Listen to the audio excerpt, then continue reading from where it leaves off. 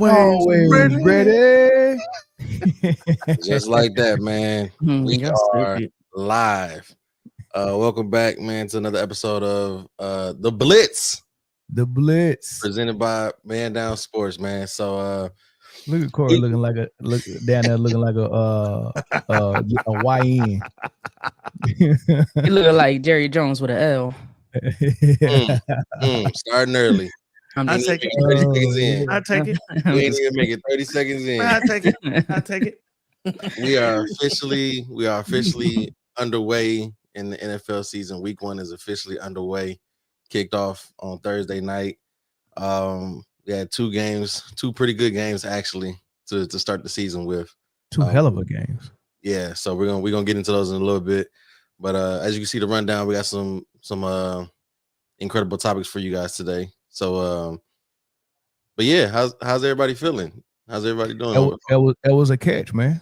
The all them CD Lamb drops, man. I feel the same way about Dez Bryant against the Packers in the playoffs, man. They all were catches. Like they should have let him have those drops. It was a catch. He caught it. Yeah, he caught all it, four of them. All four of them. At least 3 of them. He caught them, man. I don't know what they were saying. No, but I don't think he lost the game, man. I think we'll get to it in a minute, but I don't think. What's up, Simply Hot Takes? I don't think we lost the game, or he lost the game. I think. Well, you know what? Let's go ahead and get into it. So, Cowboys visiting Philly opening night Thursday night. A very, very, and some of you guys said it that Dallas was going to come with it, and it was actually a very close, very back and forth game between the two. Dallas scoring first, and then they just kind of trading touchdowns for the most part of the first half, and the offenses was looking pretty impressive actually for me. Dallas's offense, it seemed like they found some kind of run game a little bit. Granted, it's week 1. Granted, also. Philly was without their interior lineman 6 seconds into the game, so maybe that might have helped out a bit, but can't be doing dumb stuff like that, especially Mr. Levi Garrett, especially first game of the season. So as part of the game, credit to the Cowboys for being able to expose that if that was something that they saw and was able to take advantage of, and a kind of pedestrian performance from both quarterbacks through the air. No touchdowns, no interceptions for either side. Both below 200 passing yards. You see, I got the stats down there below. Jalen Hurts also did a lot of rushing. Got 2 touchdowns out of that as well. Without the tush push, they only used the tush push to get some first downs. But no goal line issues on that. Saquon also did get a touchdown. But those 4 drops from CD Lamb, including 2 on that last drive that could have got him in a position to go and take the lead and possibly win that game. What do you? Well, I got a couple of sound bites. CD Lamb and I got Dak Prescott talking about CD Lamb's performance in that game. We'll play those and then we'll chop it up after that. Man, that's terrible. Honestly, I feel like I can't point no fingers at nobody else. You know what I'm saying? And I take full accountability and everything else that come with it because as for me as a player, I pray for moments like that. You know what I'm saying? And the ball to come my way, and obviously for me to not come up with it, but it stings a little bit. But I will tell you, if you think I'm not coming back any times harder than this, you got another thing coming. Do you think playing in the preseason would help at all? Nah. That ain't got nothing to do with what's going on right now. I need to catch the damn ball. He took ownership. I like. Oh, yeah. Go ahead. You about to play something else? Go ahead. He took ownership and accountability, right? To you guys, I'm sure he shut me up in the same sense of taking accountability. And after the game, going over to him, and he's just doing this, and it's just more of like that wasn't just those plays. There's throws out there that I want back, but it's game 1, and he's a guy that makes those plays. So, accountability for sure. We like CD taking accountability.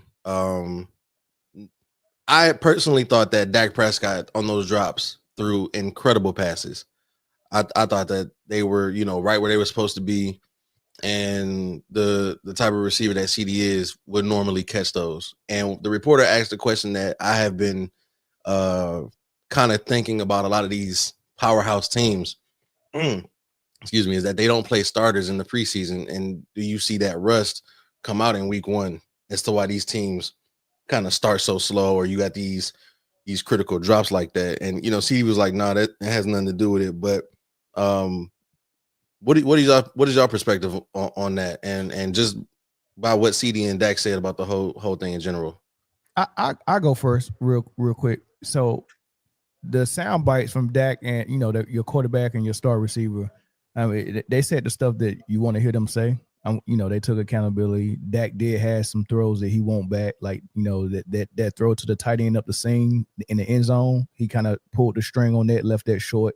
That was a surefire touchdown. And I think the play after that, the running back ended up fumbling. So I think that touchdown probably would have put them in a position to actually win the ball game. So did they end up that was that the drive they fumbled on, Corey? No, but I know they got in the end zone on that. No, they got a field goal. Ended up kicking the field goal. Yeah. Okay, so a touchdown would have been really good there. Well, he came back right after that and hit Ferguson right in the damn numbers with a pass on the unnecessary roughness call. So that play happened on first down where he threw the ball just a little bit short. Yeah. Second down was a run play or something. And then third down, he threw the ball right back up the seam to Jake Ferguson again, and it hit him right in between the 87. But Reed Blankenship came down and hit him, but he dropped that pass before he hit it. Yeah. Yeah. Interesting. Yeah, so you get 3 out of that when you could have got 7.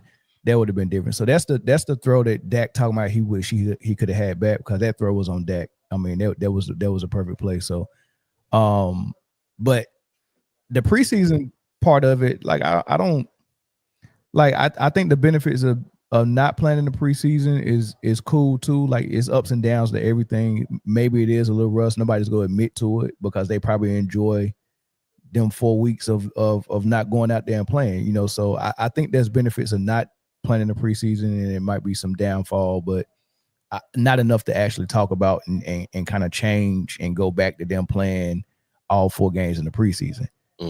So I mean, that's much ado about nothing. I mean, because remember, Corey, when week 1, you used to see a lot of penalties, like people jumping off sides, false starts, a lot of holds, and everybody be like, "Oh, you got to shake that rust off." And then by week 2 or 3, everything looks like football again. But I mean, I don't care nothing about that. I will say this though: CD should have caught those passes.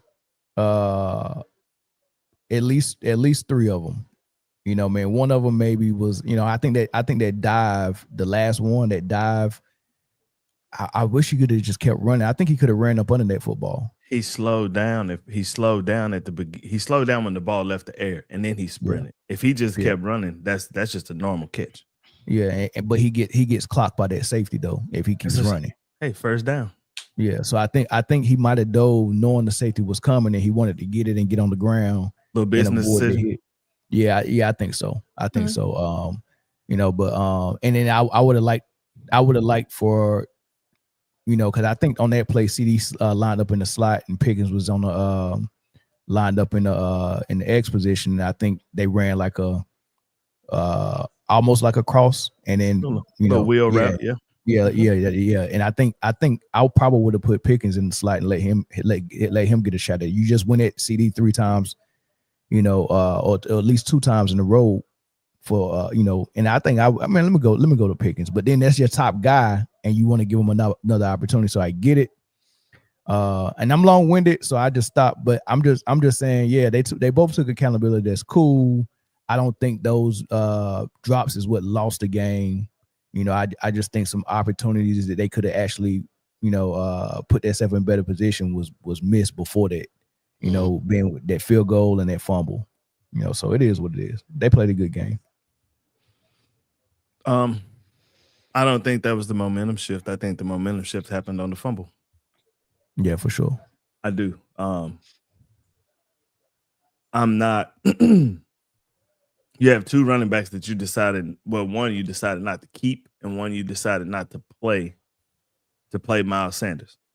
I am not a Miles Sanders fan whatsoever. Not at all. I was Every 4 maybe. games. I was. I was maybe back when he played with Philly. I thought he was pretty good then. He went to Carolina. Don't know what happened. Ended up at the bottom of the depth chart, and then didn't play all preseason. Well, he played in one preseason game this year, but he didn't practice a lot because of a hamstring injury. But I was a fan. I thought Deuce Vaughn did more in the preseason. Similar type of running back, kind of slashy. Hit the hole.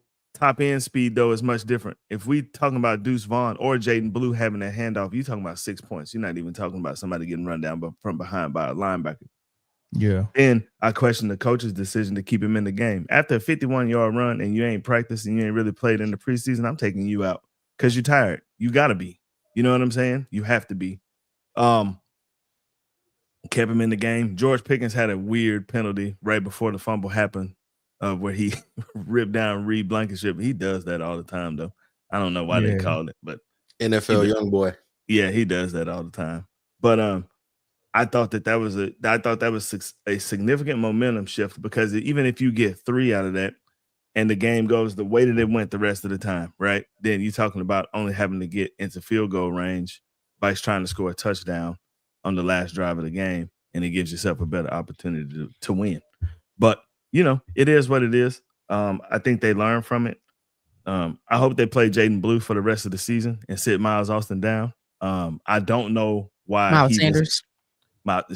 Did I say Miles Sanders? What did I say? Miles Austin. Sorry. I'm like, I didn't know you still in the league. Who was a heck of a receiver for Dallas too. He was a good receiver. I guess I got Dallas on the brain. But play Jaden Blue and sit down Miles Sanders, not Miles Austin. Miles Austin's already sat down. But I just don't understand the philosophy behind not playing the rookie. I really don't, because he is you guys will see in a few weeks. He's your X factor. That's gonna be your X factor for the remainder of the season. You got him in fantasy? I don't. But I should have picked up. I should have picked up. I should have picked up the running back one. Yeah. Hey, you got Hubert on the bench, man. What you trying to do with him? Well, you tell me. I'm not trading him for no third string running back, though. You're gonna have to give me something more than that. I guess I have to send a second string running back your way. No, you're gonna have to send me. You have to send me something. I got 30 points sitting on my bench. Yeah, you do. Whoever the taker, come on. With Jim Harbaugh as his coach, so you know what I'm saying. You know he getting coached a little bit better. Mm-hmm. Brittany, go ahead, Brittany.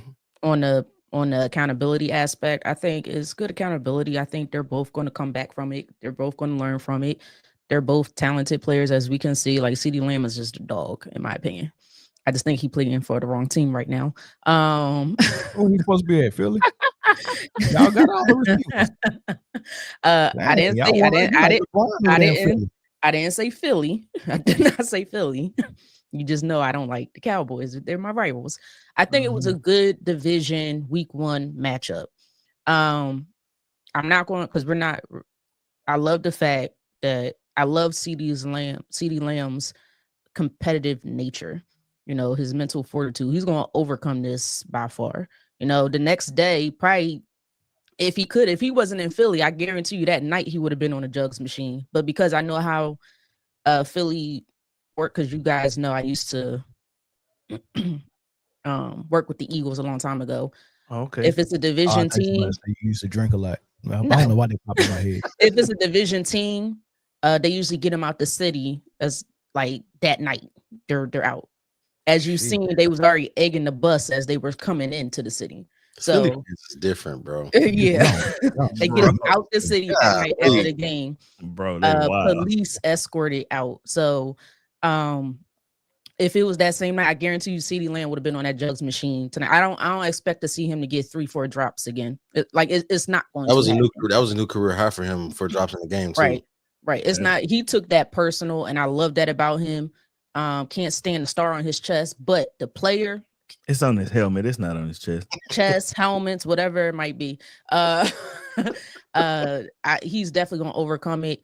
And as far as Dak, I mean, I think every quarterback has throws that they wish they had back. So that's typical. Yeah.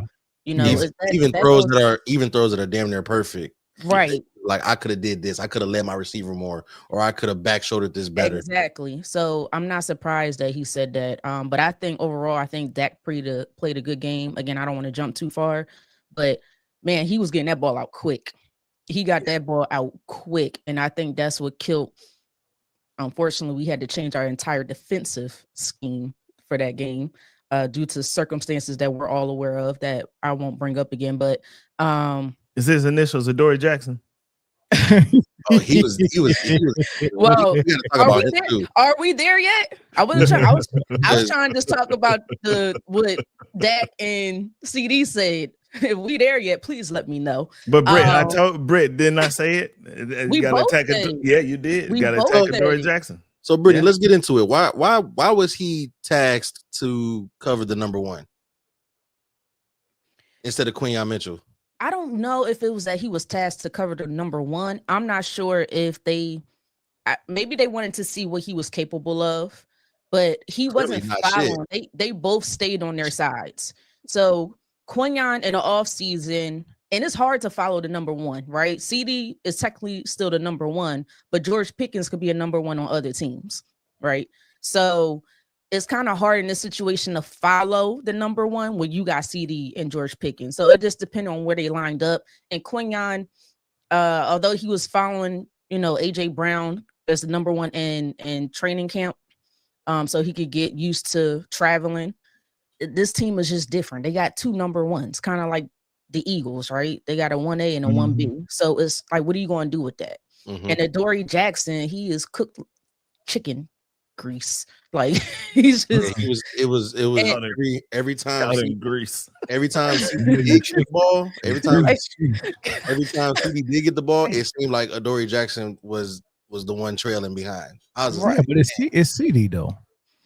Right. For sure, but we've seen other, cornerbacks put up a better fight and track CD better than what Adoree did. We seen that last year with us. Although CD kills us every time we play him, but last year we had a better fight with Quinyon, or him just moving, because CD moves along the line. He going to line up on the X side, the Z side, the Y side, whatever, the slide, whatever you want to call it. So he put him in all different spots. But Adoree Jackson, I think they traded for Jacorian Bennett from the Raiders, and they say he has a lot of potential, but they traded for him so late in camp. Really, basic camp was over. It's like right before the second preseason game, I think. So they need to give him time to get up to par with the defensive scheme and things like that. So I think eventually he'll step in for Jacorian Bennett. But yeah, we'll see what happens. Real quick, shout out to Chicago Cheetah, man. Good to see you in the chat, and shout out to the moderators. I only see Simply Hot Takes. Who else is here moderating, man? Because we had 3 spammers spamming comments, man. That was me killing them. Oh, that was you that got him out of there? Yeah. Okay, yeah, you working fast. Overtime. Yeah. Shout out There go quick as hell. There go another one. Gotta get him up out of there. Yeah, you get him out of there quick. Golly, boy. Let the moderators do their job, though. You know what I'm saying? Concentrate on what you got to do. Hey, Simply, you got the wrench, please, man, because it's hard work, man. It's hard work. But like I was saying, me and Corey, I know we discussed this Wednesday night. Game plan was for the Cowboys to attack CB2. That's exactly what they did. That man allowed over 100 and something yards. Yeah. Yep. Crazy. Get him out of here. Once I saw his name in the starting lineup, I was like, oh yeah, that's me. You know what I'm saying? That's that's what that is. So I thought that he would be like, you always want to look for the weak link, you know what I'm saying? Right. And then try to get in his head and then make him start making some stupid plays. And that's exactly what they did. They went after him. And it almost worked. The weak is for meat and the strong do eat. Where I get that from? So I do want to ask y'all about Philly's offense, though. for the last couple of years, Philly has kind of gotten off to a slow start to start the season, and they kind of pick it up, about like week 3, week 4, and then everything is starting to move. But it felt different this time. No AJ Brown targets until the fourth quarter. Shout out Trayvon Diggs. A lot of underneath throws, a lot of tight end action. Drag routes to Devontae Smith, a little, curls and comebacks and stuff like that. It didn't seem like that this offense was really a Philly offense. You know what I'm saying? Did you see the Twitter? What's the a Philly Twitter offense? It did. It felt like a Philly offense though.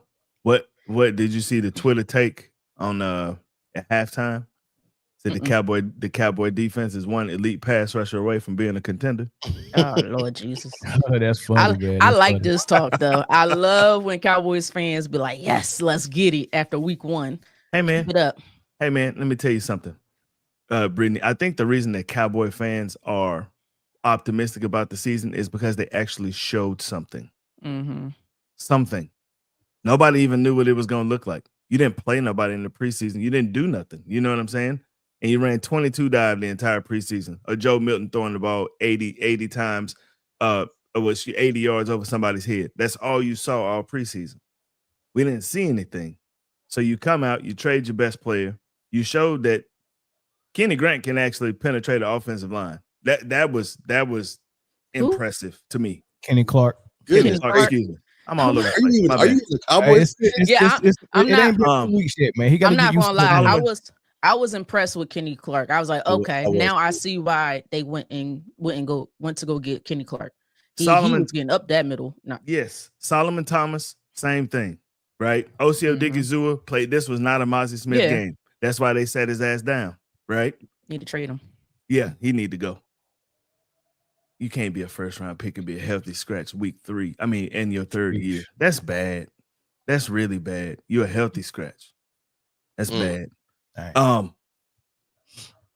I saw Donovan Ezaraku, the rookie defensive end, kind of get used to playing. I mean, that's a hell of a Jordan Mailata is a hell of a person to go your first game of your rookie year. You got to go up against Jordan Mailata all game. You know what I'm saying? That's tough. But towards the end of the game, you can start to see where he started breaking free a little bit. It's just nobody. I'm not saying, oh yeah, Cowboys going to the Super Bowl. All I'm saying is that they might be decent. That's all I'm saying. That might be better than what we expected. But to the Philly offense that Chris is talking about, I don't call that. That's not cause for pause for me, man. Like, cause Jalen Hurts and that offense, they got so much firepower. They got 3 running backs that is hard to bring. At least 2. Dylan and Saquon for sure are problems. 2.5 if you include Jalen Hurts. Quadzilla. Right. Nah, don't forget. Problems. Don't knock Will Shipley in the pass game. He helped us a lot. I get it. But the run game, they can beat you with the run game. They can beat you with the passing game with those receivers, and then the quarterback can beat you if all that goes to hell, right? And they're so good, and then the defense is good enough to help the offense out. So when you put all that together, you gotta kind of like pick your poison as the opposition.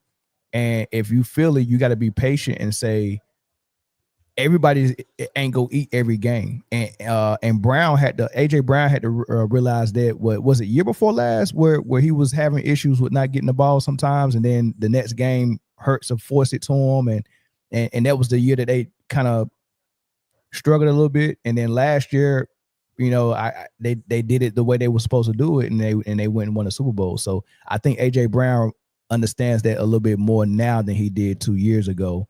That hey man, if I don't get the ball, I'm not gonna cry about it in the media. Because remember when they would have issues, like AJ Brown was having issues in the media about not getting the ball. You would think coming from Tennessee, he'd be used to not getting the ball. Exactly, but hey. I think Philly has gotten really good at taking what you give them. And precisely, Mel.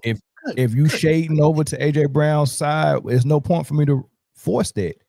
that means you're giving. Now you're taking all my points. Go ahead. I'm sorry. Well, go ahead. Well, do your thing. No, go ahead. No, I'm Finish. done. I'm done. No, I was just saying that same thing. As much criticism and as much flack that Jalen Hurts get, he is the prime example of that. At least this game, and it was a level of confidence that I seen in Jalen Hurts that he just looked different. First of all, he looked faster as heck, but he looked different, and he took what the defense gave him. And to me, that's how you need to operate your team. You want to give us the if I gotta do the underthrows or the little slant routes or the out routes, I'll take it all day long. If I gotta use my feet and get the last 5 yards to win a game in this game, give me that. So he's the prime example of let me do what I need to do for us to get this win. He's never, and that's why I tell people, stop looking at fantasy football. Because people get off, oh, he sucks. He's this. No, that's because you're a fantasy person. You want the points, you want the statistics. He's not that guy, right? He's going to do what he needs to do to get a win, to get a W, and that's exactly what he did.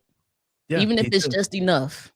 Cowboys didn't spy him until after the thunderstorm break. Right. So if you on third down, if your defensive ends are just gonna crash, right? Just crash the inside, and you just gonna give me outside running lanes, I'm gonna take that shit all day. I'm gonna take it all day. So, hats off to him. If the defense is not gonna set an edge, then I'm gonna take advantage of that every single opportunity I get. I will say this about AJ Brown. Although he didn't get no targets until the one, I think the one target he did get, the one catch he had was probably one of the most important catches of the game. Because that set up that 3 yard, 4 yard, 5 yard run for Jalen Hurts to get that first down. That was a huge catch. If he doesn't get that catch, we might not convert that first down. And then we give the Cowboys another chance. The way Dak was slinging that ball all over the football field against our secondary primary CB2. So they may come back and win that game. So to me, those two final plays was two of the biggest plays of the game. I think Saquon had a catch on that drive too. The one-hander? It wasn't even the one-hander.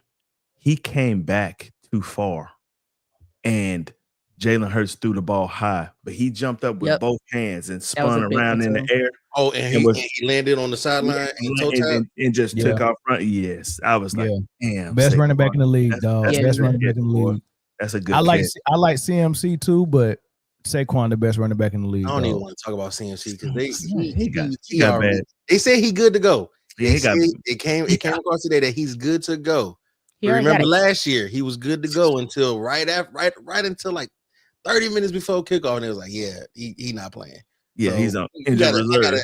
I gotta see him on the field in a play. And he can't mess with those calf injuries. No, he can't. And that's exactly what it is. It's another calf injury that had him. Don't rush him back. I'm telling you, I do not rush him back. Popping something. You tear that Achilles. That's it. It's over with. But to get back to the Eagles offense, I love the way Jalen Hurts played. I gave him a B plus grade because it's week 1. I still want to see more. But I will say I wasn't too, and we have a new offensive coordinator as well, and Kevin Patullo. I didn't really like, honestly, he didn't make any adjustments in the second half. And that's something that he's going to have to learn. The Cowboys defense clearly made a lot of adjustments, as we've seen. Corey just mentioned one of them where they put the spy on Jalen Hurts. And I think in the second half, I think y'all got a sack or two in the second half, I believe. Yeah, so they clearly made adjustments. We also have to make adjustments. And that's something that our offensive coordinator is going to have to learn. Like, all right, second half, we got to make some adjustments. So moving on to the team that Philly's going to see next week. And shout out to Britne, because she said if this team didn't win this week, and they was probably going to start the season 0-2. So let's talk about it. I don't know about that anymore. Let's talk about it. JC might get suspended. So Friday night, Chargers and Chiefs down in Brazil. This was one that we had a problem with when we was trying to call it last week. And you know, you can't bet against the Chiefs, so I think we all took the Chiefs. Except maybe Mel might have said the Chargers. He might have said the Chargers. I picked the Chiefs. Yeah, so you can't bet against the Chiefs, but we all was like, man, the Chargers could get this one, and that's exactly what they did, man. Justin Herbert had an incredible game. Quentin Johnston found his hands finally. You know what I'm saying? Lad McConkey got involved as well. And there was a little bit of infighting between, you know, defenders in Kansas City. You know, Chris Jones and what was it? Yeah, they missed a crucial assignment on Herbert running and getting out of the pocket. Nobody contained. But here's my question: is this the most y'all seen Herbert run? Good pick, Corey. Yeah, I think you and Zoe might have been the only ones that picked the Chargers. Zoe is 2-0 right now. Crazy work. I should be 2-0, but is this the most y'all seen Herbert take off and run when he got the opportunity? And do you think Harbaugh is no? No, it's not the most, but I think it's definitely. I think his decision making is a lot faster. Yeah, because he trusts his arm so much. I think some of those plays where he took off running, I think those used to be throws because he think he got a. I mean, he does have a good arm. Got a rocket. I think he can get it there. Like look how fast he diagnosed that play that sealed the game. Right. Yeah, the 3rd and 14. 3rd and 14. And I was like, there's no way they're gonna pass. They need the clock to run. There's no way they go past the sticks, knowing that they go dropping coverage. There's no way they go past. Let me ask you a question. Is that the greatness, or I mean, it is a smart decision on behalf of Justin Herbert, or because if I can recall, Chris Jones was the one that was on the end during right? He was down. Was that just he didn't contain, right? He didn't stay to the outside to make sure he can't get to the outside. So, or is that just on a big mistake on a veteran, big time player in Chris Jones, because he should know better than that. Like, why you put a defensive tackle, defensive end anyway? I mean, they do that though. But after that play, Chris Jones was fussing out number 53, the linebacker. Was like it was Karlaftis? Like he missed the call, yeah. Yeah, like he missed his assignment. I don't know if that's how they drew it up, and the linebacker didn't do his job, but I mean, or maybe Chris Jones was just blaming somebody like LeBron. I don't know. I think he was just honestly, I think he was just blaming, because if you look at the other guy, he was like, "Yo, are you like?" He was ticked off too. He was like, "Really? We just lost because of that." So. It's going to be interesting to see if they talk about that throughout the week. Justin Herbert just looked like Oregon Justin Herbert on Friday night. That's it. I'm not going to.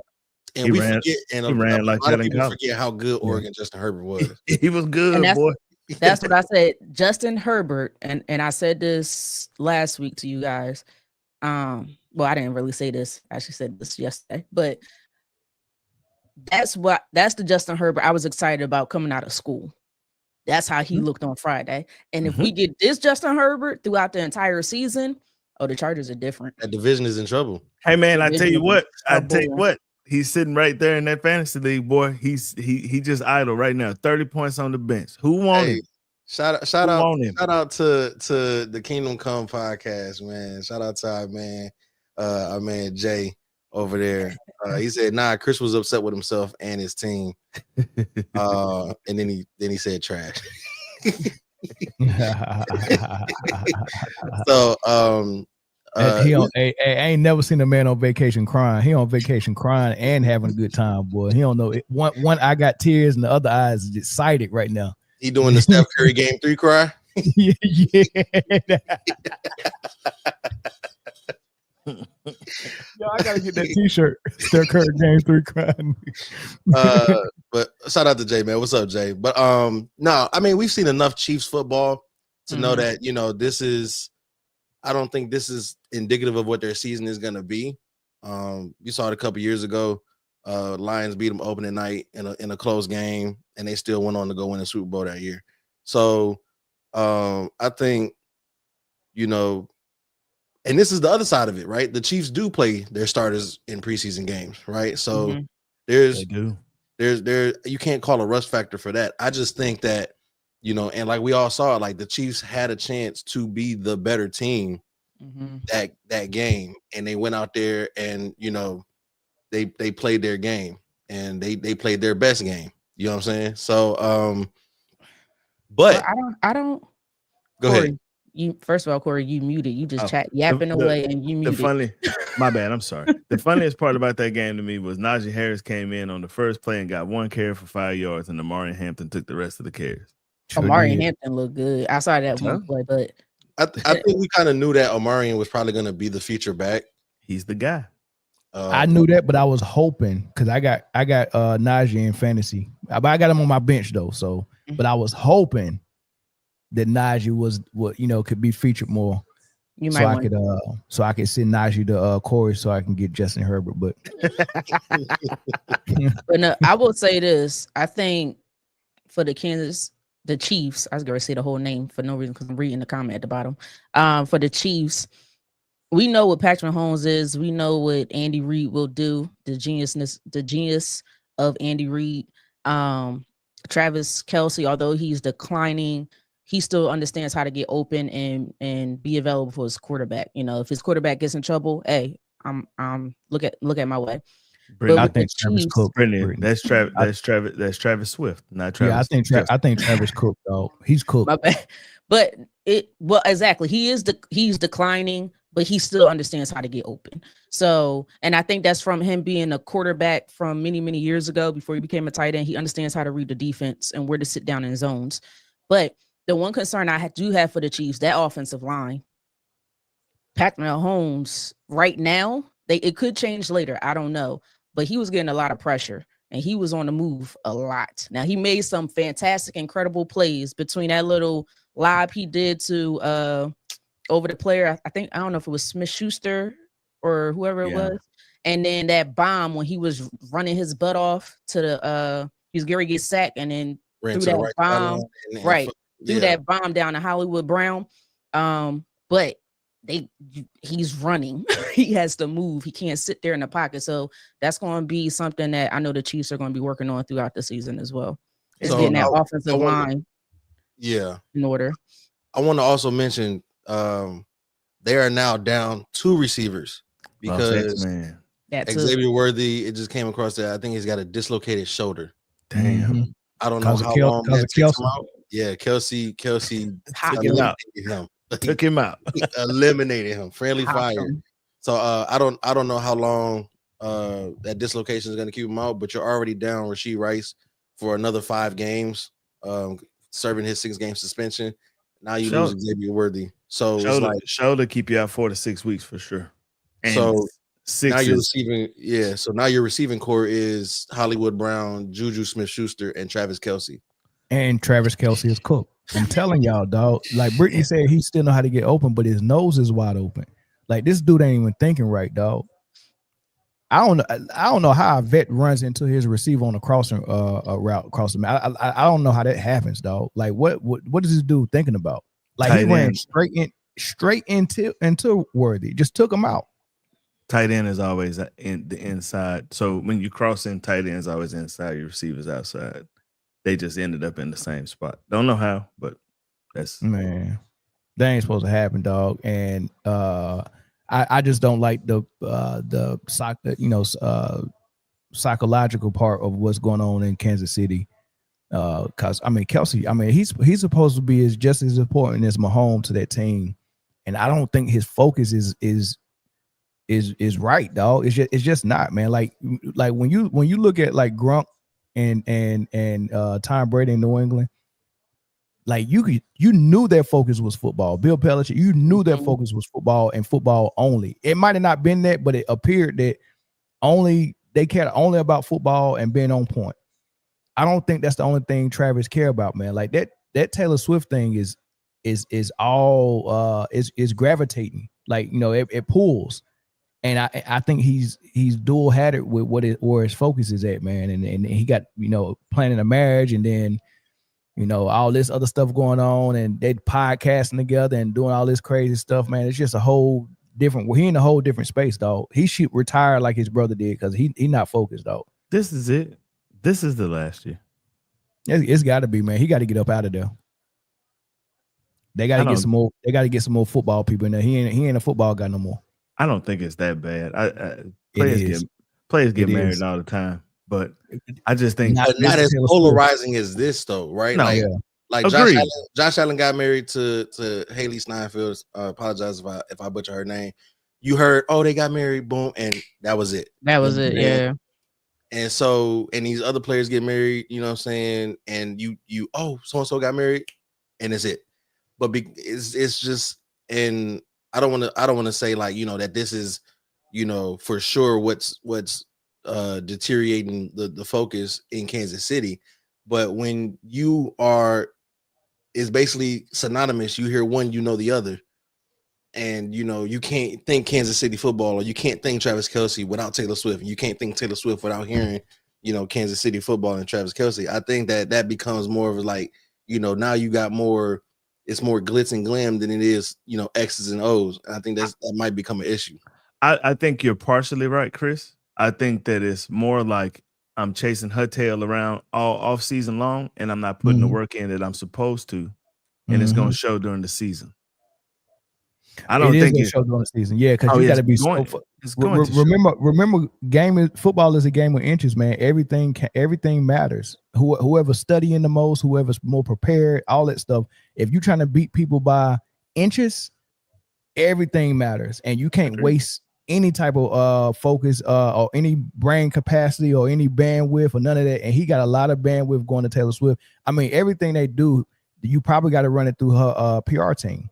Like, because Taylor Swift is so important to a record label, she probably got a team around her that probably has to advise both of them on what they say, what they do, where they go, what pictures they go take. You know what I mean? You know, so all of that is all strategic. Her being in the press box was strategic. Her being on the podcast and giving X's and O's, that's supposed to be cute and strategic. Like, all of this stuff is calculated, man. And it wasn't even that calculated when Jessica Simpson was going with Romo in Dallas, but that shit was annoying. Because he was dating Carrie Underwood at the same time. Hey, man. But Romo had it cracking. I think that Kansas City, you know, coming out like they did a little slow against the Chargers. Granted, it is a division rival, and the Chargers always play them tough. I think out of the last 10 or 12 times they played, more than a handful have been one-score games between the two of them, primarily with the Chiefs winning. But shout out to the Chargers, man. They went in there and knew they had a job to do and got the job done.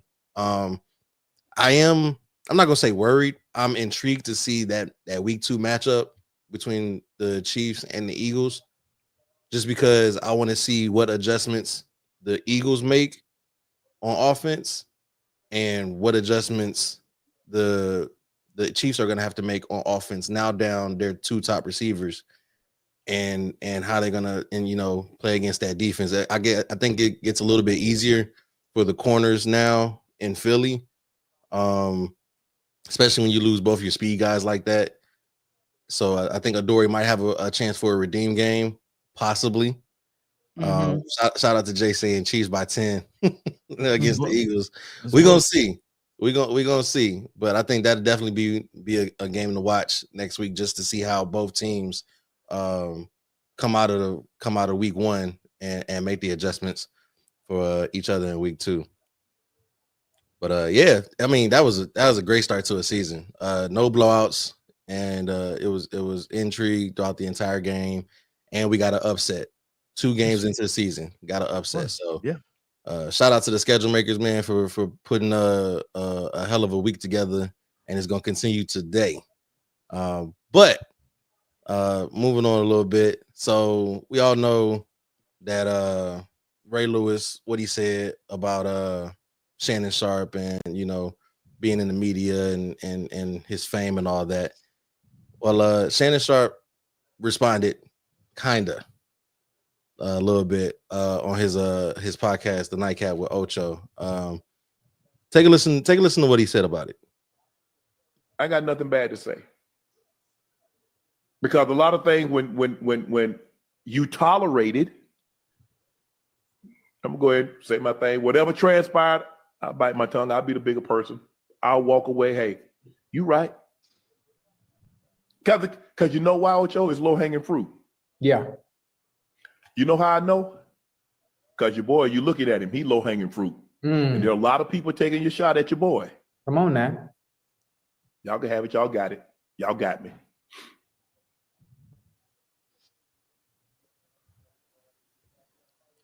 It's all right. Yeah. It's okay. It's okay. We're going to be all right, Ocho. Yeah. That trivia say we're going to be all right. Yeah, listen, I could have told you that. I could tell you, I've been telling you that. Yeah. So everybody want to pile on. Everybody jump on now. Hey, we got him down, Ocho. We got him down. The best time to, hey, let me get my lick now. Mm-hmm. Everybody want to get a lick now because when your boy was doing good, you hear a lot of people that have a whole lot to say. Not everybody got something to say. Mm-hmm. So before I let y'all dive into it and get into it, I just want to see if y'all heard what I heard. Does that sound like a man that's in pain? Yeah, man. I mean, because Shannon Sharp was really good friends with Ray Lewis, but you know they had a fallout before this, and I think this is Ray Lewis getting his lick back, because if you remember when Kaepernick was kneeling, Ray Lewis was on the show on, I think, was it Fox or CBS? I can't remember, and he was very against kneeling, and he said, you know, he got family members in the military and all that stuff, and he, you know, the anthem and the flag means something to him, and you know he couldn't kneel knowing that he got family members that done fought for this country, right? So that was his point, and he was against the Kaepernick kneeling. And then he turned out, and next thing you know, he out there on the sideline with the Baltimore Ravens, not kneeling on one knee but both knees. I mean, this man was on both knees, and Shannon on. Oh, I was like, was that me or was that okay? Froze. Hold on. I want to see if I get it. Yeah, Oh, I got it. I get it. Yes, I got it. I got it. Got it. Clip that. I got it this time. What happened? You were froze on one of the ugliest faces you ever made. Don't worry, I got it. Oh shit. But what I was saying though was Shannon called him a hypocrite for kneeling, and Ray Lewis didn't like that. He took offense to it, and it was crazy because the key thing and what Ray Lewis said in the soundbite last week about Shannon, he used similar wording that Shannon used when he was critiquing him for kneeling years ago. So that's how I knew it was personal. Like what did Ray say? I forgot what the word. It was a key word he said. When he said when he asked him, "Are you surprised that his success has been like this in media?" And Ray Lewis was like, "I'm not surprised. I'm shocked." And he put an emphasis on shock. And then when you go back and listen to that soundbite when Shannon was critiquing Ray Lewis, he said, "I am shocked." So it's like Ray Lewis did a callback and got his lick back. That's what that was about. We holding on to grudges. My goodness. Y'all already know how I feel about Shannon Sharp. The part where he said, you know, now that a brother's down, when I was up and doing good, nobody was saying anything. But now that I'm down, everybody wants to say something. I'm calling BS on that. Because if I recall, when you were making the decisions that you were making, people were letting you know, yo, Shannon, don't do that. They were trying to warn you and to have a conversation with you. But because you want to be old and stubborn and big-headed about certain things, now they coming at me now that I'm down. I'm not saying, you know, we gotta jump on you even more, but you had people that had your back. You just didn't want to see it. You didn't want to listen to them. So now when everything's crumbling, it's everybody's against me. Not everybody was against you during your time. We've heard people that you were close to say, yo, you got to make a different decision about certain things. Monique was one of them. Kat was another. And those are the more public sides, the more public ones, right? The more ones that was in our face. But it was many more out there who was trying to warn you. I think even Ocho Cinco was saying a few things. So it's just like, at this point, it's like, okay, clearly you're somebody who don't really want to listen to anybody, maybe because you're older. I don't know what it is, but I just don't have nothing to say about this man anymore. Like I really don't, because yeah, he's down. I understand he's going through a lot of things. We all go through things, but what are you going to learn from this? The fact that it took you to go through this to try to learn, are you going to learn? It might be like, all right, well, yeah, I lost some money and I went through certain things, but I'm gonna get it back. I don't know what his attitude is right now. He might not even care. If Cat Williams is telling you to chill out, that says a lot. A whole lot. Because Cat Williams has a history. So if Cat is telling you to chill out, you should probably chill out. Shannon, only reason Shannon feelings are hurt is because it ain't low-hanging fruit. He picked the fruit and put it in a basket right in front of the tree for people to take. Right. Like, that's the only reason you hurt. So yeah, he missed me with that bullshit, man. Talking about this low-hanging fruit. It's in the basket. It's sitting right there for you to take. Right. You handed it to him. Like, what are you talking about? Here's the fruit. Ain't no low-hanging fruit. That's for free. That was good. That was good. But Britne was right though. I mean, there were so many people that were trying to warn him that the path that he was on was not a good path. And you might want to do it 180 and come on back to where you came from. And he didn't want to listen. So the whole time with Britne talking about, all she talking about, all you doing is picking fruit, putting it in a basket. And then when somebody came up there and took it, now they're trying to get a brother when he's down. No. It is his friend though, or used to be his friend. So I mean that's the double whammy. Yeah. You know what I mean? So it is. I mean, Ray Lewis waited all this time to get his lick back. So it is in some type of way opportunistic time. You know, so it looks like low hanging fruit, but he dug his own grave. So but coming from a friend who you could have grinded this axe with me years ago when the Kaepernick situation first happened. You wait now to do it. So from that standpoint, Shannon is right. Ray Lewis just waited to the right time. Calculate. He could have said all of this stuff while he was up before the lawsuit. He could have said all this stuff then if he felt like that. But why wait till now to say it? RT the Brand said he didn't think Shannon did anything wrong. Well, he lost the suit. You know what I'm saying? So I'm just saying. I'm just saying. And millions of dollars. I'm just saying. He lost the suit of dollars. Just saying. Somebody thought he did something wrong. He said most older celebrities probably have most older men that make more than 100,000 got sugar babies done. You ain't gotta be no celebrity, dog. Ain't that right, Chris? What? What? I check. I that's on me. I check one text message and then boom. Here go my name and throw this shit. I mean, Deshaun Watson didn't do nothing wrong either, did he? Them weren't sugar babies at all, but I don't know what them girls, boy. Them was daggone call girls. Nah, them was Sour Patch Kids. I'm just saying.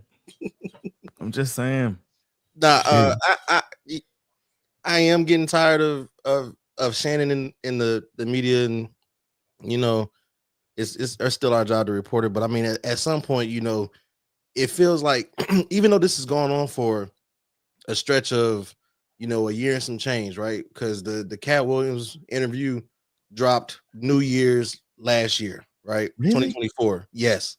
Oh wow. And was it because it wasn't this year? I want to say it had to be 2024, right? Yeah. In the span of a year and a half, about 18 months from that interview, his whole you know, persona and everything has just been one punch after another. And for it to be so long, right, about the 18-month time period, and for it to be so much just Shannon, it gets tiring, you know. It gets old. And like Corey said, man, it's not really low-hanging fruit at this point. You giving us the fruit for free. We ain't even got to pay for it. You're not even asking for it. You volunteering this fruit.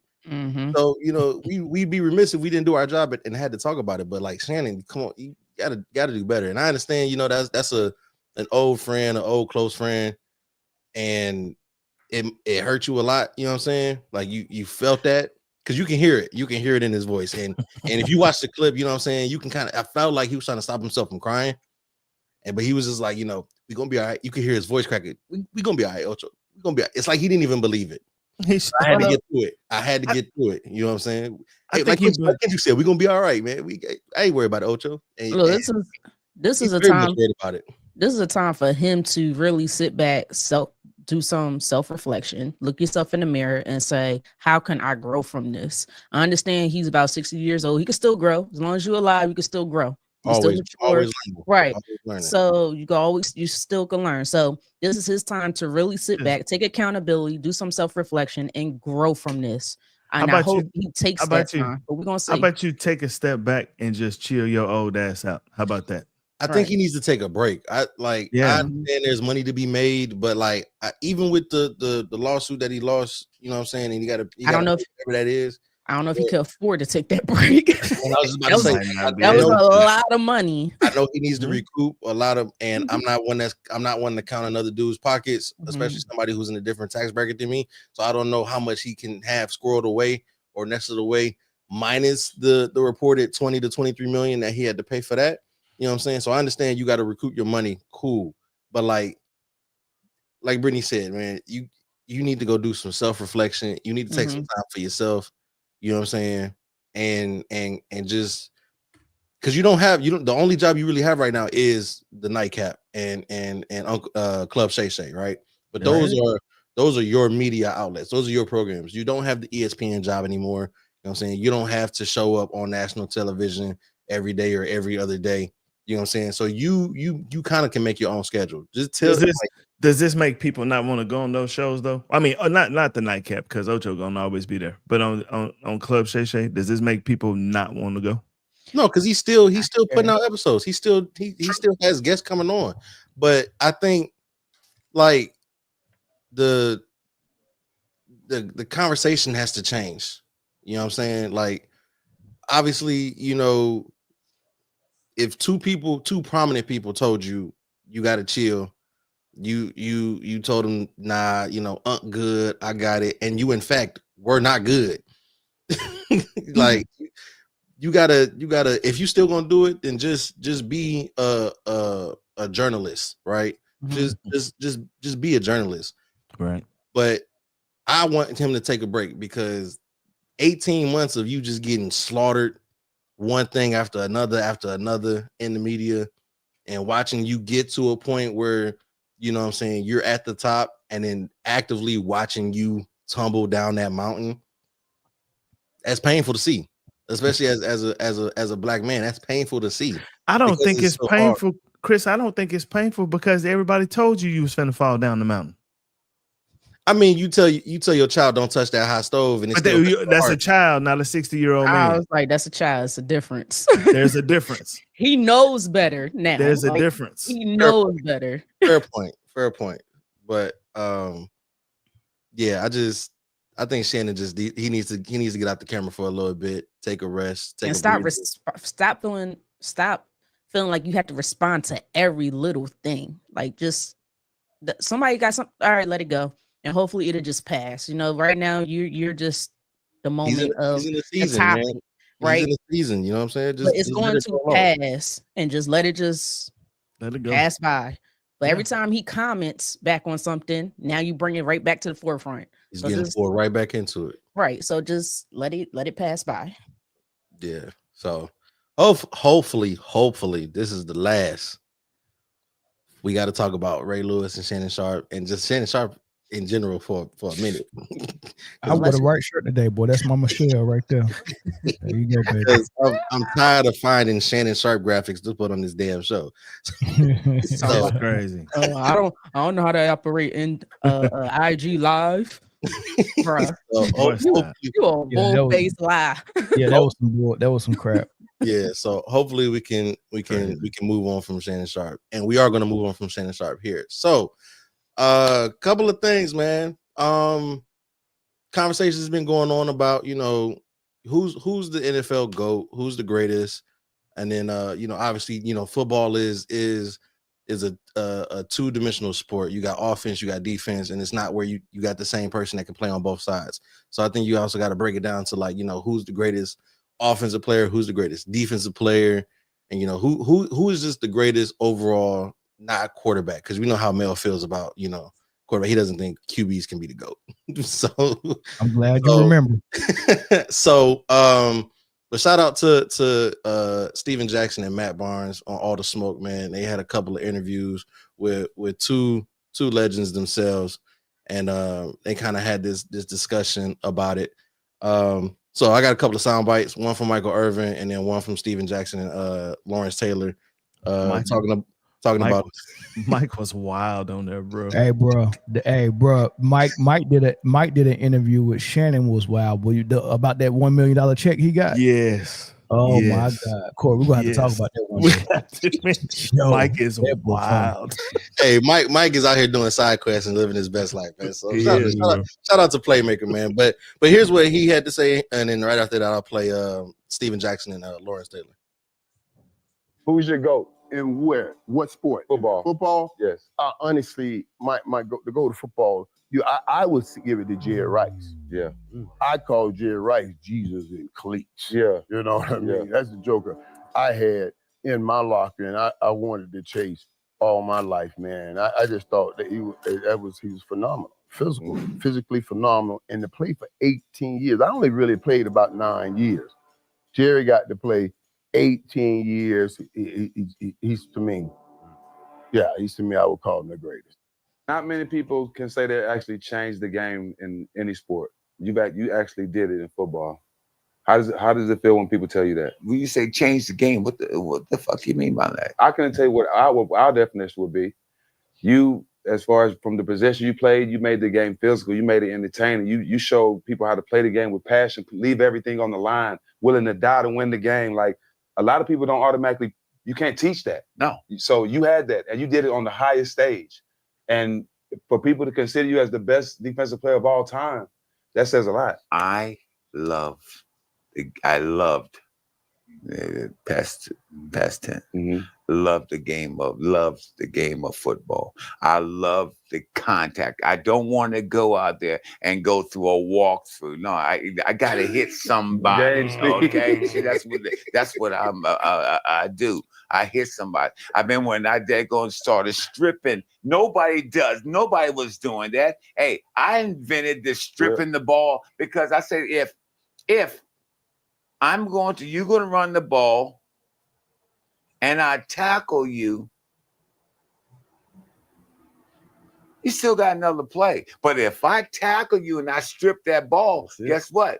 It ain't yours no more. Over. And that's what, and I remember I used to do that, and then all of a sudden, when we got to the Giants, I was doing it so much is that they started teaching, having strips, practice. For strip practice and stuff.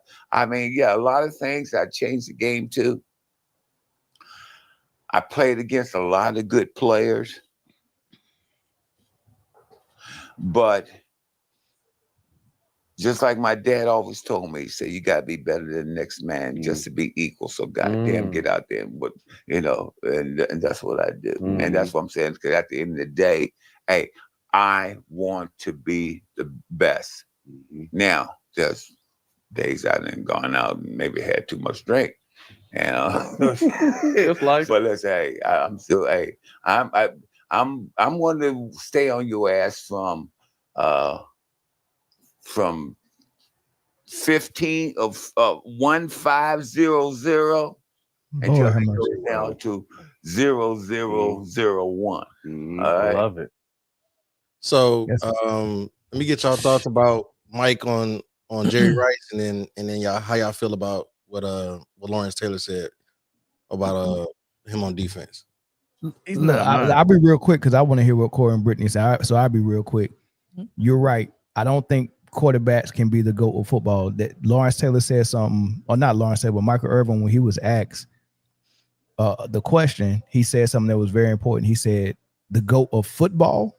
And when you think of it that way, the GOAT of football, you don't think of quarterbacks. You just don't, right? I mean, as far as playing football, they played less football than anybody on the field. You know what I mean? They played the least amount of football. So when you're thinking about GOAT of football, I'm thinking about on the offensive end, Jerry Rice. I'm thinking about Jim Brown. And I might even think about another running back before I go quarterback. And the first quarterback I think about is Joe Montana. It's not Tom Brady, right? And when I go to the defensive end, I'm thinking Lawrence Taylor. I'm thinking Reggie Wright. I'm thinking Prime Time, right? So when you grab those names, those are the GOATs of football to me. And if you know, if you want to figure out of those guys who was the one, then you go there. And it might be Lawrence Taylor. It might be Jerry Rice. You know what I mean? But it ain't no damn quarterback for sure. I will say this before Corey and Britne go. I do like what Mike said about the fact that Jerry played 18 years. Wide receiver is a very physical position. You know, and obviously the name of the game is to not get hit, but you're gonna take hits. And to be able to still do that for 18 years, you know, I think that when a lot of receivers maybe you can get, like Mike said, he played about 9. You can maybe get about between 8 to 10 years, 8 to 10 good serviceable years. 18 years, Chris, in a 4.6 40. Crazy. Not fast at all. So I think that's another, you know, the fact that he was able to do that for so long. I think that also, you know, Jerry Rice, for me, that he's also in the conversation. I'm a little bit partial. I'm a little biased. You know what I'm saying? I'm gonna say Barry Sanders, you know, but Jerry Rice is, you know, you can't not have him in the conversation. You know what I'm saying? So, but Corey, Britne, go ahead. You can go, Britt. Go ahead.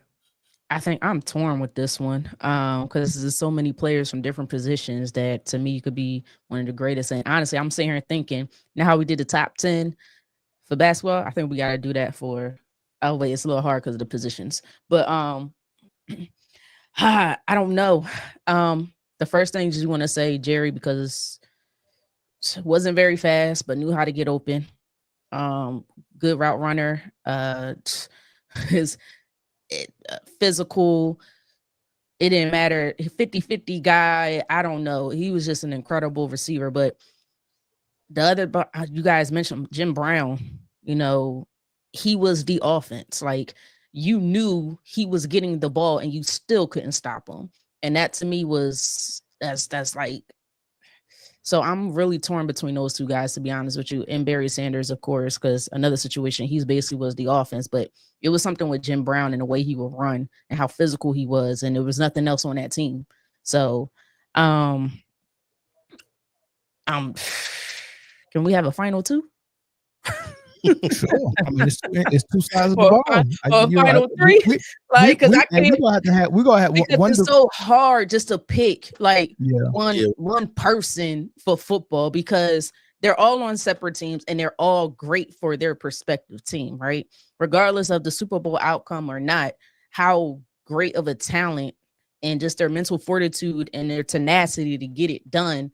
Those 2-3 guys, that's what they did. You know, between Jerry, like they weren't the most athletic guys out of the bunch, you know, or the most whatever it might be. But those 3 guys got it done. Jerry Rice, Jim Brown, Barry Sanders for me. Like, my goodness. So I can't just pick one. Me personally, I can't just say Jerry Rice and not pick Jim Brown and not pick Barry Sanders. Like, it's so hard. I get that. Now, this comment on screen, this is a good comment by Black Euro Strikes, or Uru Strikes. And I agree with this. Modern quarterbacks are the ones that play the least amount of football. And that's why when the first quarterback that comes off my list is Joe Montana, because he played you know, in the era where they had to play some football too. They had, you know, saying they had to withstand some stuff, man. So you can't you can't tell me that Lamar Jackson don't play no football, man. Lamar Jackson do. Yeah, he does. Yeah. But he ain't there yet. He ain't, you know, he ain't even No. Not in the GOAT conversation, but the modern quarterback, like Lamar Jackson plays absolute football. So yeah. Because he goes out of the pocket where football is at. The pocket is the bubble where all the rules are at now. Well, you can't go there like what Lawrence Taylor did. It's who, not who football. leg was that? It's not real football in the pocket. Mel, it's not real football in that pocket. In that pocket, that's not real football. You talking about that quarterback whose leg got twisted? Yeah, Joe Theismann. Yeah, what Yeah. Lawrence Taylor did to Joe Theismann. First of all, Lawrence Taylor, the blind side exists because of Lawrence Taylor. Like it's been rules made to slow people like Lawrence Taylor down. That Reggie White, you can add him to it. That Reggie White slap across the head. That rule ain't there no more. Yeah, I mean, he used to have people ears ringing every play. Bow, slap him across the head. That rule, like the blind side get paid. That left tackle get paid because of Lawrence Taylor, right? What else? Shout out to that Dallas O lineman that slapped the shit out of. Remember Eric Williams? He used to wear a cast on his hand. They talk about he got an injured hand, and wasn't nothing wrong with his hand. He just wore that club on his hand so he can knock somebody upside their damn head with it. But see, y'all further proving my point, right? You can't just pick one. You just named 3-4 defensive players who cause rules to be changed. To me, if you cause the NFL to say, you know what, we got to change this, you probably at GOAT status. Yeah, but remember, it's opposite for quarterbacks in the modern day. All the rules was changed to make it easier for them. Oh yeah, right. Yeah, you know what I mean. So that's why I can't. It's hard for me to put modern day quarterbacks over Joe Montana. It's just very hard. It's hard for me to put modern day quarterbacks over Dan Marino, even though he haven't even won one yet. I mean, he didn't win one. But you know, Dan Marino coming back. he could in this era. He could. Mel, if you sneeze on a quarterback wrong, it's a personal foul or unsportsmanlike penalty. Absolutely. So until you leave that pocket where the football really plays. That fake pocket where the real football is. LT was on performance enhanced cocaine. Lord have mercy.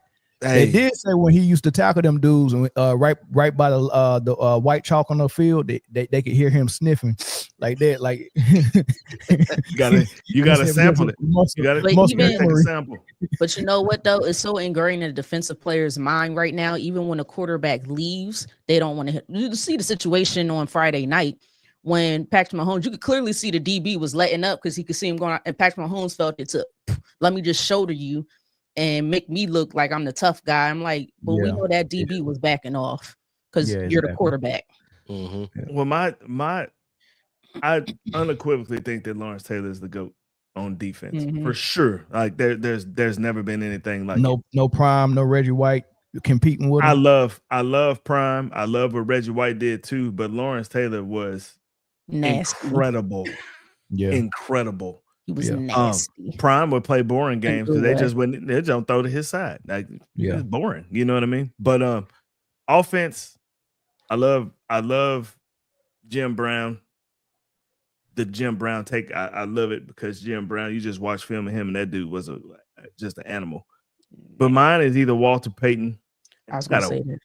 Walter Payton, Barry Sanders, and I got a weird third one, man. And nobody OJ? ever even though I love OJ in there though. Oh, I was like, OJ should be up there though. Yeah. My third one is Adrian Peterson. Oh, yeah. Okay, I can see that. AP was an absolute. He animal. looked like Jim Brown almost, but faster. Yes. Just, I mean, physicality check, speed check, agility check. Like the dude could do everything, and for a bad team, they weren't that great. You know what I'm saying? But you knew when 28 was on the field who was about to get the ball 35, 40 times a game, and you still couldn't stop him. What about LT? Somebody just brought him up. I was gonna say LT. I think they just not LaDainian. How y'all feel about him?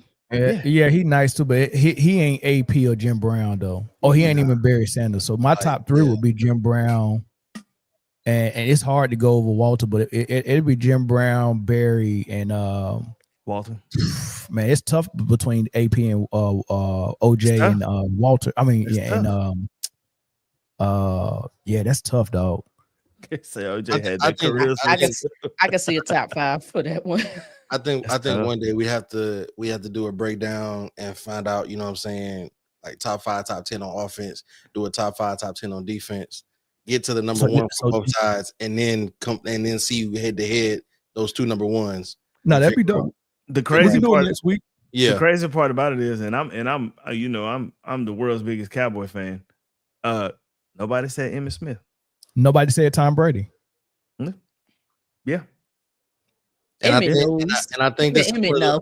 I think this is one of those conversations where, you know, rings, you know, yeah, they're there, but it's not the end all be all to determine who's the GOAT or who's the best. Not as much in football, but it definitely helps because it shows me something. It shows me something. So it's not pointless to factor that in. Not pointless, but I think they weigh less in a football GOAT conversation than they do in a basketball GOAT conversation. Yeah, I think so. Because like Corey said, like you had AP, and we know what he is. He just it's a Ferrari in a trailer park. You get what I'm saying? Yeah, for real. So you gotta account for that. But it's, you know, this one is like real eye test. I think the eye test weighs more in football than it does for any other conversation, GOAT conversation. Chocolate Writer says she's not impressed with Barry Sanders. Yeah, she said, yeah. First of all, shout out to Format Podcast, man. Bruce was on our show on Friday, man. We appreciate you stopping by, man. Go subscribe to the Format. Chocolate Writer said, I'm not as impressed with Barry Sanders as everyone else. I get into arguments all the time. I mean, his teams didn't win, so that's the only thing not to be impressed with. I mean, and this is bias aside. I've seen the tape. That man had defenses looking crazy and grabbing that. Oh yeah, that figure eight. Man, listen. One of his best plays again, and Corey know about this one. When he was going back and forth and had Tony Casillas running like this. Goodness gracious, bro. So I will say this about Barry though. Because like when you're a kid and you see Barry highlights and you hear about how good he is, and then once you start watching like full games, you get shocked because you like, this ain't what I heard about, and this ain't like the highlights I see, because you'll see a carry for 1 yard, a carry for -3 yards, a carry for 5 yards, and then a punt, and then the next possession you see a carry for 0 yards, a carry for no yards, and then a 60-yard touchdown. Yeah, no teams. You get what I'm saying? Like, but the thing is though, Mel, is that you got that when he's on when 20 was on the field, like the best player on their team other than 20 was Herman Moore. Like you knew where the ball was going, right? And you still couldn't stop it. You know what I'm saying? And it's like the only reason that he's not the NFL rushing leader is because he retired. Yeah. Like Barry was out of this world. The balance, the speed, everything, just out of this world. You put him in Dallas and not Emmitt Smith, like different. He's bro, he's gonna have an unbreakable record, bro. Different. And I think people underestimated how strong he was because he was finesse too, but he had some strength back in them legs as well. Them old legs. Yeah, he did. But Barry Sanders, that's a lot of yardage. Listen. Make you miss 8 tackles and gain 1 yard because the ninth finally got him. I like how Britne was impressed and complimented his lower body prowess. Talking about his lower body strength. Really, Mel, you gotta take it there. It is football. Why you had to take it there, bro? Like, come on. No, I was watching a documentary a while back about Bo Jackson, man, and that was interviewing his teammates. And these dudes was, he could have been the greatest real football documentary. And these real dudes was talking about how he looked below the waist in the locker room. Impressive. I was like, what? And they wasn't talking about his thighs. They were not talking about his thighs. I lie to you not, dude. I lie to you not. For real. That was like, hey. Was Jerry Jones in that locker room? He was talking about his Jerry Jones said that too. No,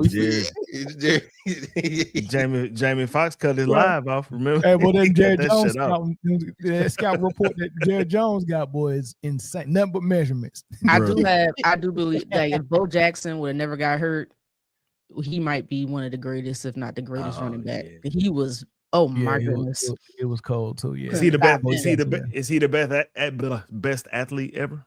I think so. Him or Dion. I was about to say you gotta have Dion. I know, but I'm giving it to Bo. What was Bo the one that ran up the damn wall in baseball? Yeah, runs up the wall like that. Did you see Dion in the celebrity dunk contest? Oh yeah. He had hops. He had speed. He could catch.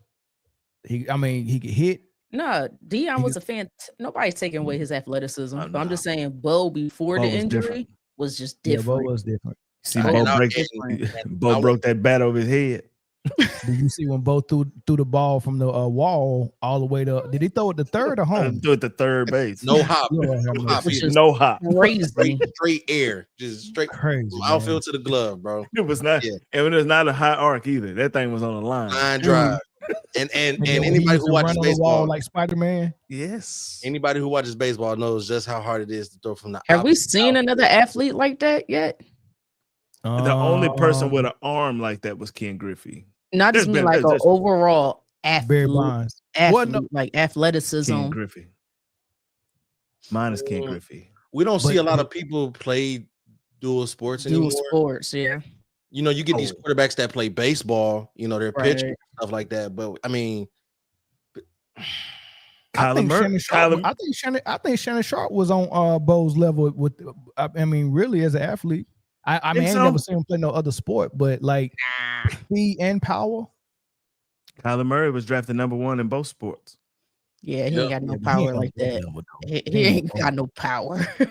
I think just because he's little don't mean he got Jose He Altuve remind get me 20 more of home, 25, 30 home runs a year.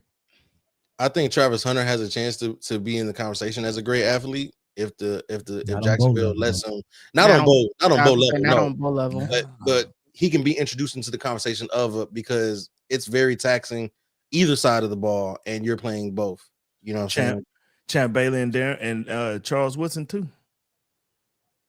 You know who was a heck of an athlete? That was a better athlete than Champ Bailey. His little brother Boss in Detroit, the one of the first linebackers to run a 4.2. Boss was cold, but he never got on the field. He tore his ACL every season. Damn. And you don't know about Boss Bailey Motown, Chris, because that's how often he was on the sideline. He was on the. I guarantee. Dude, look up Boss Bailey. Boss Bailey was a linebacker. He might have played at Georgia. I'm not sure where he played at. He played at Georgia. He did. He got in the league at. I think this dude had 4.2 speed at linebacker, dog, and had size. But I think he had little receiver legs or something. He tore them ACLs like 3-4 years in a row. Never got on the field that much, and we couldn't see nothing. Look him up, Chris. RT the brand said LeBron would be unstoppable in the NFL. We saw LeBron in the NFL already, and we saw Draymond Green at Michigan State. Man, y'all got to stop gassing these dudes up, man. For real. But LeBron in the NFL wasn't nothing but Megatron. Whoa! Stop. Whoa! Slow it down.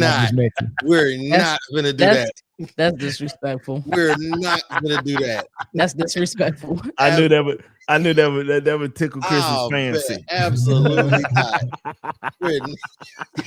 I'm not even a Lions fan, but I know that's disrespectful. My bad, Chris. I'm sorry. We're not even gonna do that, man. Megatron was unstoppable though. I think Megatron is definitely, you have to have him in the conversation for at least best wide receiver. Yeah. He's up there in that conversation for sure. That's another dude. You knew where the ball was going. You just can't stop it. Couldn't stop. I mean, there's so many clips of Matthew Stafford throwing these Hail Mary balls to him and pause, and then he in triple coverage and he's still coming down with it. The Cowboys lined up 2 corners on Megatron and still couldn't stop him. I mean, man was athletic. Which is crazy because that means somebody is open. Somebody is open, and he's still throwing it to him. So still throwing it to him. Yeah, I think next week I set it up. We'll start going down. Best on offense, best on defense, and we'll come to our conclusion of what we think the NFL GOAT is. But we got about 20 minutes left. Man, Chris, you did phenomenal on time today, man. This is perfect timing, dog. This is good because I hate that feeling before the first kickoff game on Sunday where I just got all that energy. I can't wait for football and I ain't got nothing to do, man. This is perfect, dog. Like, yeah, I tried. Bro, dog. Bro, I get to roll right in. I get to talk about football and then roll right into watching it. My whole Sunday is planned out, dog. Look at man, you gonna watch today? What? I ain't missed no crit. I mean, Corey, stop playing, dog. Like, what? You think I missed football? No. You think I don't be watching? Boy, man, stop. I know you watch. I know you watch some Carolina Panthers. No, I watch Red Zone. I really want to see the Panthers play today. I want to see. I do too. I want to see. Too. I think a lot of people go pick Rice up in fantasy after this week. Mm-hmm. I want to see that. I want to see how the Giants defensive line do against this Commanders offense. That front seven, there's a lot of storylines out these games today that I want. So let's get into it, man. Let's make some picks, man. I'm gonna go down the schedule, go down the slate, and we'll make some picks. Y'all cool with that? Let's do it. All right. So first up, man, Buccaneers, Falcons, man. Falcons at home. Who y'all got? Bucks. I'm gonna take the Bucks on this one. Yeah.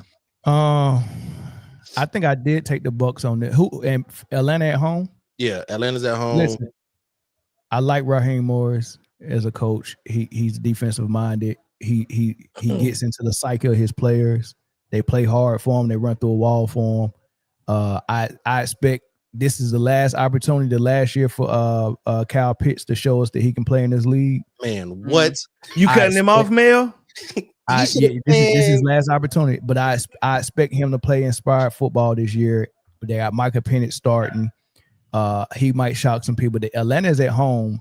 I might change my pick to Atlanta. I had Baker Mayfield and Evans in Tampa Bay, but I really might at home. I really might change my pick to Atlanta. Young quarterback. I was gonna say young quarterback. Yeah, young quarterback. Ty Bowles coming to get him. He going after him. Bijan and Algier. That's the way you keep that quarterback safe. Yep. Yeah. Mm-hmm. So everybody taking. I'm taking the Buccaneers. I'm gonna take the Bucks though. Yeah. All right. Next up, Bengals, Browns. Browns at home. Next game. Hated it. I think it's consistent on that one too. I got the Bengals as well. Yeah. Next up, man, Dolphins at Colts. Danny Dimes, your starter. Danny Dimes will be out by the third quarter. Anthony Richardson will be in there. Slow it down. Come on, Mel. You gotta give it to me. No. I'm not even talking about the pick, Corey. Go ahead. Why the hell am I looking at Jay Name in the lower third? I was just thinking that. Who? I had to do it. He already got a belt, man. You don't have to. I had to inform the ones who wasn't here with us last year. I had to let them know. It's my due diligence. It won't be Do up there. Do I gotta look at his name right there every time we do picks for the rest of the season? No. It was just for this. Just this week. Okay, because he don't need. I'm not putting that up there for 18 weeks. Absolutely. We're not about to. He already got the belt and rubbing it in y'all face. Now you got to glaze on. But my bad. I had to let people know. I just had to let let them know for those that wasn't with us last year and with us now that Jay won to pick them. I'm happy to see somebody else without the belt. Amazon belt down here on the bottom. You know what I'm saying? Dolphins at Colts though. Who you got? I'm torn. Yeah, I'm gonna take the Dolphins, but trust me, I ain't 100% confident in them neither. No. It's one of them games. Is just listen. You throw a coin up and whatever side it lands on is the one you. I'm hoping Tua gets past the first couple snaps. Just get Tua through the game. Then you need to do it for 17 weeks. If you can do that, you'll be all right. I'm genuinely afraid for the dude. Tua? Yes. Yeah, he can't get another. I think if he takes another concussion, we're gonna have to. But he gonna take another one. But see, and that's where he can't do that. They gotta get that ball out of his hands fast and really utilize what's his name? A-Chain, whatever his name is. A-Chain. Both of them, Devon A-Chain and I can't think of the other one. That's why. Is it Raheem Mostert? I think they got rid of Mostert. It did it because they had two of the fastest running backs in the league last year. It was A-Chain and somebody else. I want to say it was Raheem Mostert. It might have been Mostert, yeah. Yeah, he got to get that ball out fast. He got to get that, and you got the receivers to do it. Oh, Jalen Wright. It's what's his name? Jalen Wright from Tennessee, but they said that Ollie Gordon III gonna get a lot of carries today too. Yeah, so most is not whatever that guy's name is. Yeah, I told you. I think most of it is gone already. Yeah, it's okay. So most went to the Raiders now. Yeah, protect that man at all costs. Otherwise, the alternative is not pleasant. Speaking of the Raiders, that's the next game. Raiders at Patriots. I kind of want to see what this Raiders team looks like. This was ooh. I'm gonna take Raiders in this one. I'm gonna go That's Raiders. got a storyline too, though. I think Touchdown Tom is the owner of the Raiders, play his old team. Mm. Yeah. I don't think Drake May is it though. Yeah, but now they got Diggs. They got but Diggs is coming off of an ACL. I mean, I know. you can't. Granted, you want him to, you know what I'm saying, be great, have a good season, but those ACL injuries, especially as a high knee impact position like wide receiver, like it's kind of like, can I trust him? You know what I'm saying? So I think it'd be a lot of running from New England to really get this season started for them. Oh, and Raiders got Ashton Genty. Ooh, he might be nice. Jacoby Myers, Brock Bowers. You got a capable quarterback in Geno Smith back there throwing and not Jimmy G. You know what I'm saying? and Geno playing with a coach that he played for with Pete Carroll. So I think there's a lot of chemistry. My only worry about the Raiders is on that defense. Max Crosby can't do it all. You know what I'm saying? Is Christian Gonzalez playing? I know he was hurt. No, I think he is playing. I know he was questionable this game, so that to me is gonna make. So, but I got Raiders in this one. I got the Raiders taking this one. I'm gonna take the Patriots just to be different. Hey, Britt, as of Friday, he was ruled out. Yep. Yeah, I might have to take the Raiders. I had the Patriots. I don't know. I might just switch it. I'm gonna take the Raiders. Okay. Cardinals at Saints. We get to see Spencer Rattler. It's George Mitchell said Diggs is also coming off of Cardi B. Coming off of ACL and coming off a party. Who's even on the Saints is my question. Now I know a few people. Alvin Kamara, Chris Olave. But yeah, I know that. Shedeur Sanders, week 3. Go ahead. Because that quarterback room is atrocious. Well, and defense, who they got? I know they got Justin. They just signed Justin Reed, right? They did, but Cam Jordan's still there. Cam Jordan. They got a linebacker too, I think. I can't remember the name. Take the Cardinals. I'm taking the Cardinals. Yeah, I don't believe in the Saints at all until they get a capable quarterback. Yeah, right. Give me Cardinals. Steelers at Jets. Taking the Steelers. Ooh. Schedule makers did good on this one, week 1 too. Yeah. Who's the Steelers quarterback? Aaron Rodgers. Who's the Steelers quarterback? Right. Who's the Steelers quarterback? Who's the Jets quarterback? Justin Fields. Who's the Steelers quarterback again? Did y'all see that? I'm taking the Steelers because of the defense. Did y'all see where it was on Instagram? And I meant to send it to everybody. Where Aaron Rodgers it's like a 3-step drop. You throw a pass and then you kind of roll out to the left. And it took him like an hour and a half to get to the other dude. Man, he looks slow as shit. Yeah.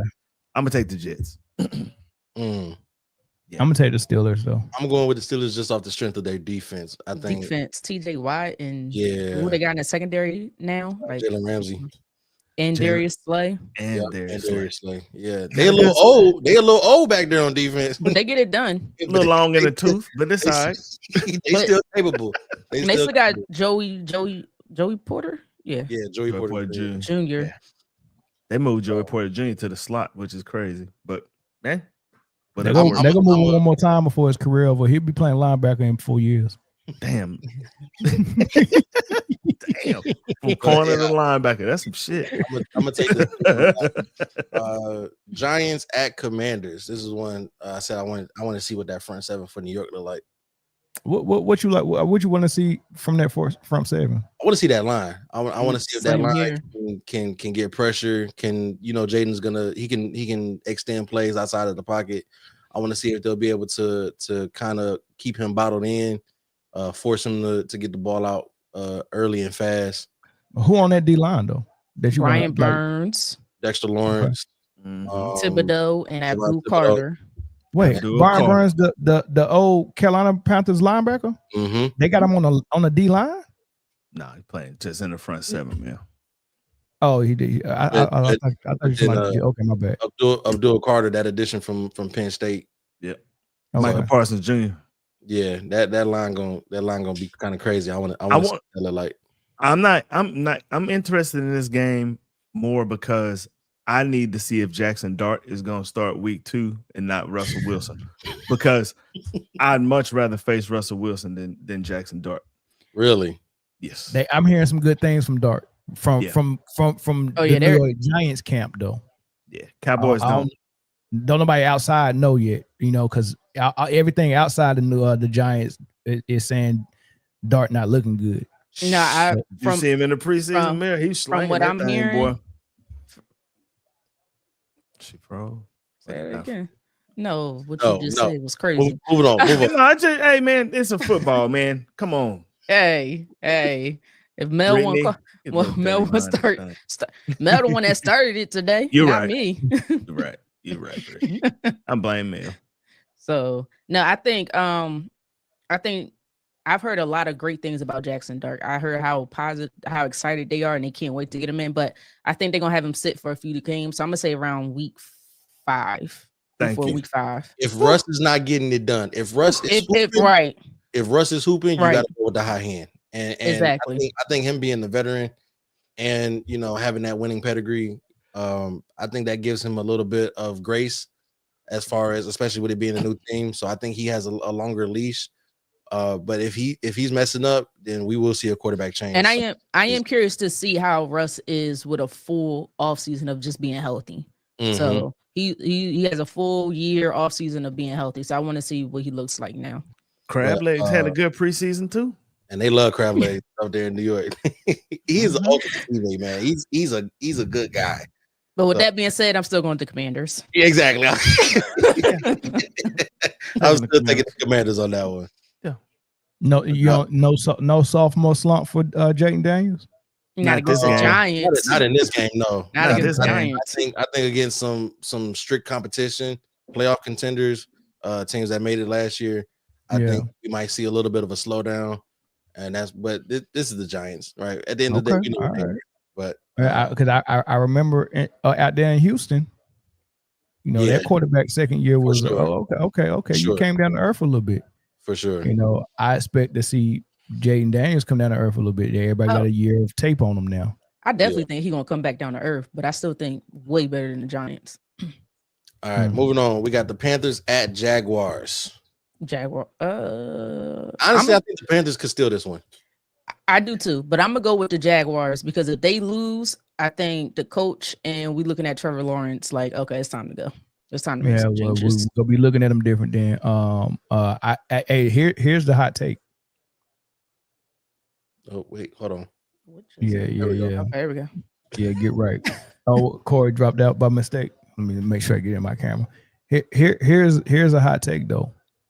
We know Hunter is a starter. We know Joe Horn is not a starter. I bet you Joe Horn get in the end zone today, and Hunter don't. I guarantee you, right? So, but I picked the Panthers in the upset. Okay, and you taking Jaguars or Panthers, Britne? I'm gonna take the Jaguars, although I do think that the Panthers can take this one. I think this is a more even matchup than what most of us think.